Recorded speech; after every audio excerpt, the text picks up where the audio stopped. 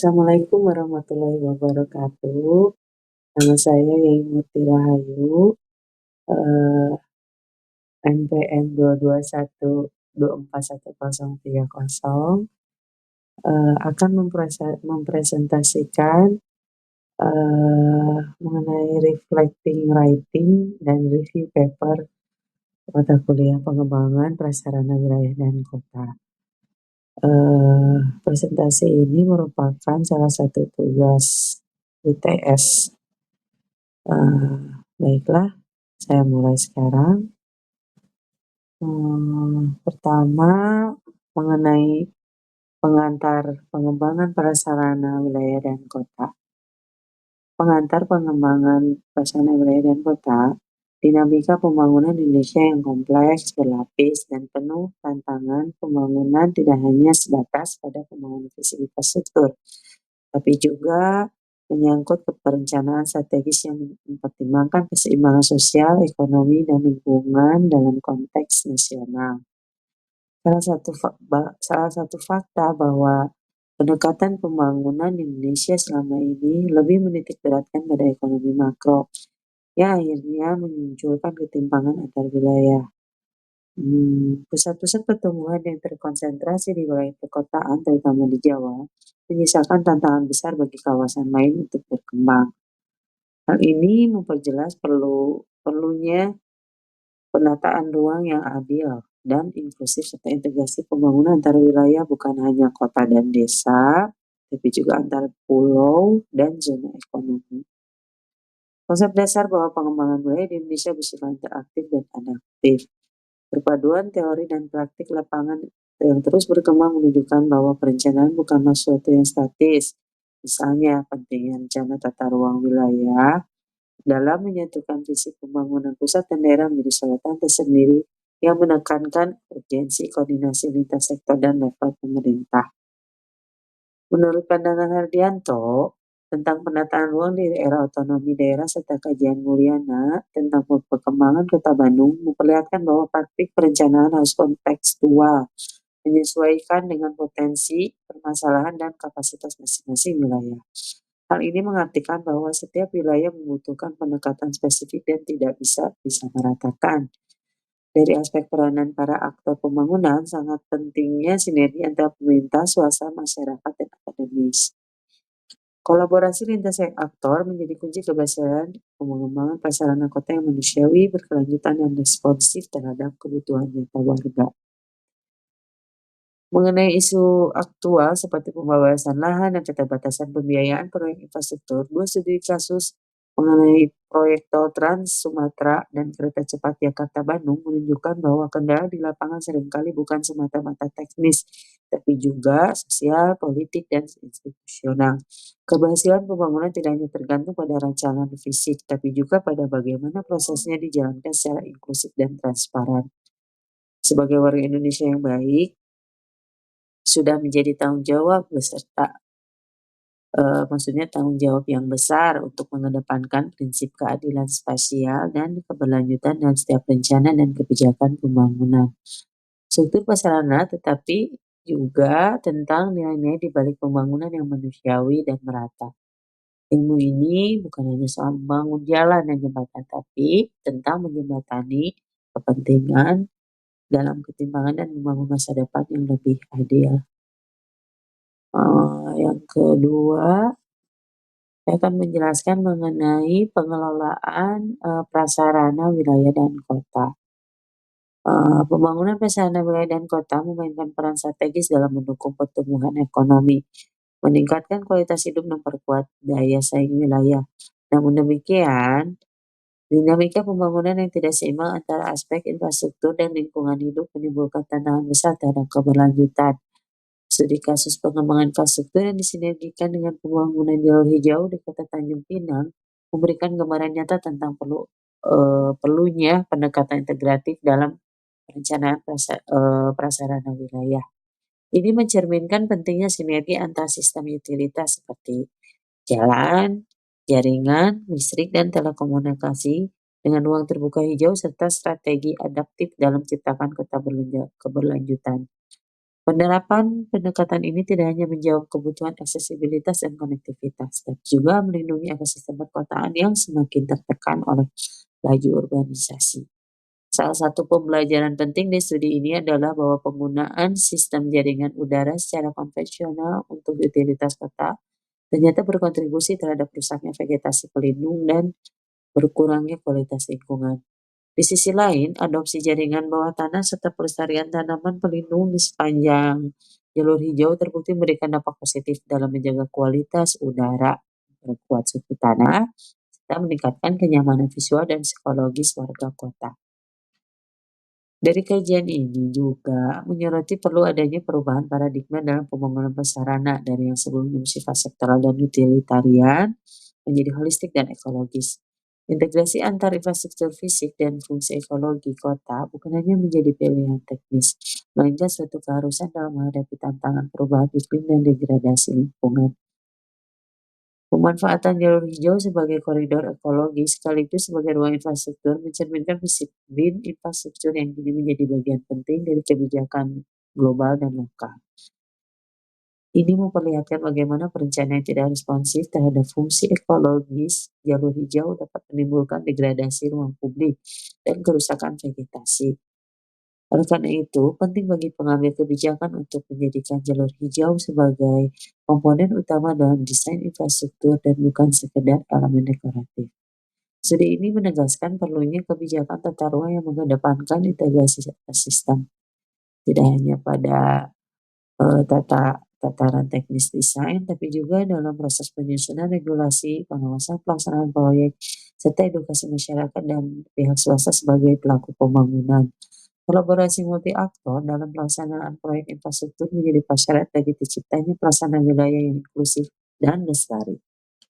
Pada akhirnya model pembangunan prasarana wilayah dan kota yang disajikan dalam studi kasus Kota Tanjung Pinang menawarkan cerminan nyata bahwa keberhasilan pembangunan infrastruktur bukan hanya terletak pada kinerja teknisnya, tapi juga pada sejauh mana infrastruktur tersebut selaras dengan sistem alami yang ada. Integrasi antara jaringan utilitas dengan jalur hijau menjadi bentuk konkret dari upaya menjembatani kebutuhan fungsional dan tanggung jawab ekologis.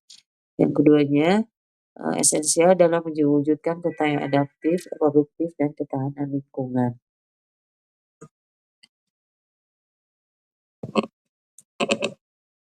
Yang ketiga, mengenai komponen prasarana wilayah dan kota, sistem drainase.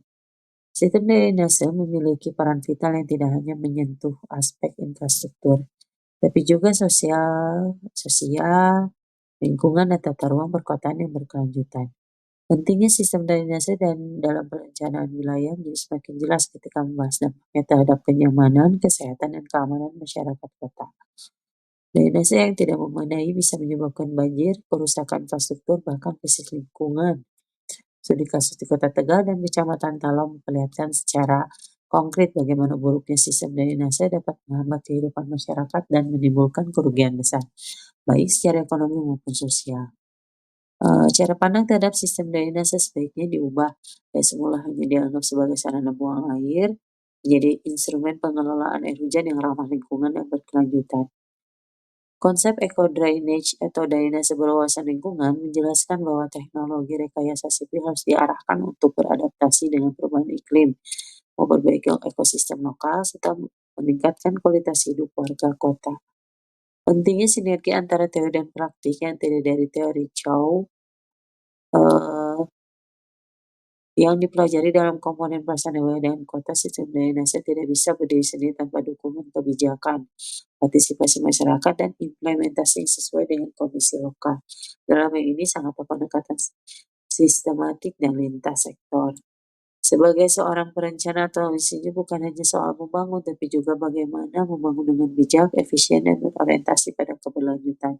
Dan setiap saluran drainase yang kita rancang menyangkut kehidupan banyak orang, dan bahwa infrastruktur yang baik harus mampu berdialog dengan alam bukan melawannya. Dari sisi teknis, kita tidak hanya belajar tentang sistem drainase, tapi juga mengalami proses reflektif yang membentuk kesadaran profesional sebagai bagian dari solusi dalam menghadapi tantangan urbanisasi dan perubahan iklim. Drainase yang baik adalah fondasi kota yang layak huni dan manusiawi. Yang keempat, mengenai komponen prasarana wilayah dan kota air bersih. Ketersediaan infrastruktur air bersih merupakan komponen esensial dalam pembangunan prasarana wilayah dan kota, khususnya di tengah dinamika pertumbuhan penduduk yang pesat dan urbanisasi yang terus berkembang. Permasalahan air bersih tidak hanya menyangkut aspek teknis distribusi dan pasokan, tapi juga menyangkut aspek lingkungan, sosial, dan kelembagaan. Studi kasus di Kelurahan Titipapan Kota Medan memberikan gambaran nyata tentang tantangan multidimensi yang dihadapi dalam upaya menjamin ketersediaan air bersih yang layak bagi masyarakat.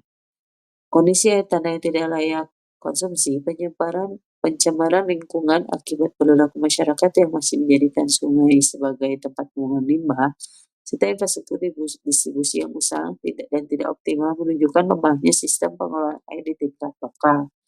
Situasi ini diperburuk oleh rendahnya kesadaran kolektif terhadap pentingnya konservasi dan pelindungan sumber air.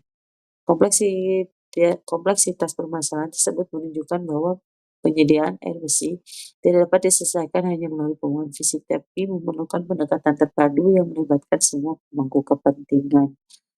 Pelestarian sistem kelola air bersih harusnya dilakukan melalui strategis berbasis lingkungan dan partisipasi. Pendekatan seperti pemanfaatan air hujan melalui konsep trap, tampung, resapan, alirkan, pelihara, rehabilitasi sumber air, serta pemuatan pengawasan kualitas air menjadi bagian penting dari solusi jangka panjang. Dan itu, peningkatan kesadaran masyarakat terhadap pentingnya menjaga sumber air bersih dan upaya edukasi publik perlu ditempatkan sebagai prioritas dalam kebijakan pembangunan kota yang berkelanjutan. Studi ini juga menegaskan pentingnya peran infrastruktur, peran yang adaptif dan tangguh, perbaikan jaringan distribusi air dan investasi pada infrastruktur sanitasi bukan hanya menargetkan efisiensi teknis, tapi juga harus mempertimbangkan aspek keberlanjutan sumber daya air.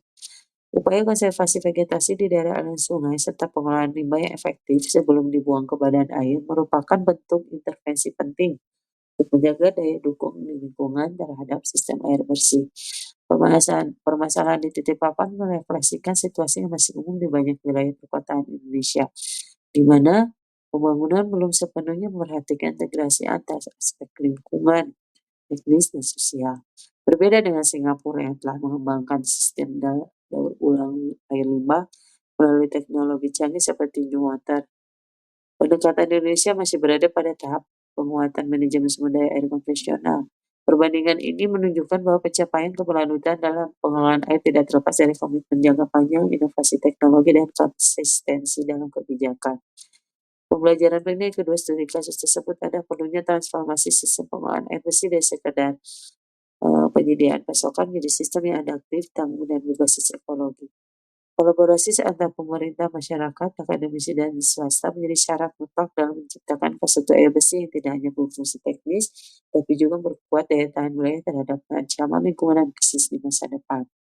Dengan demikian, pengelolaan air bersih tidak hanya menjadi urusan utilitas publik, tapi telah menjadi isu strategis pembangunan kota yang berkelanjutan.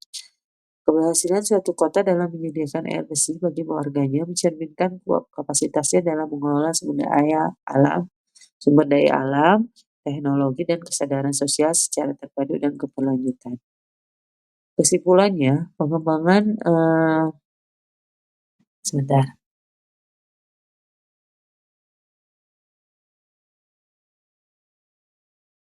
Kesimpulannya, pengembangan prasarana wilayah dan kota merupakan proses multidimensional yang menuntut keseimbangan antara pertumbuhan ekonomi, kebutuhan infrastruktur, kelestarian lingkungan, dan keadilan sosial.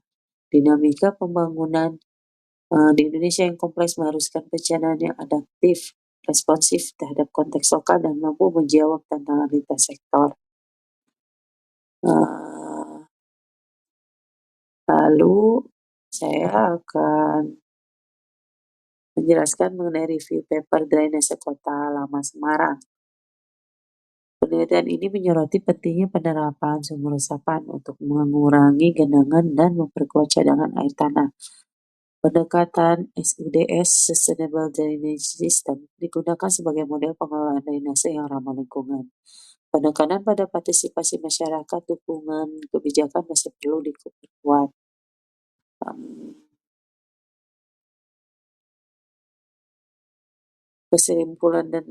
kesimpulannya dan, dari, eee, keempat paparan dan review paper mengenai drainase Kota Lama Semarang, pembangunan perencanaan wilayah dan kota harus berlandaskan prinsip keberlanjutan, partisipasi dan integrasi lintas sektor. Setiap komponen seperti drainase dan air bersih memiliki peran vital dalam menciptakan kota yang unik, tangguh, dan inklusif.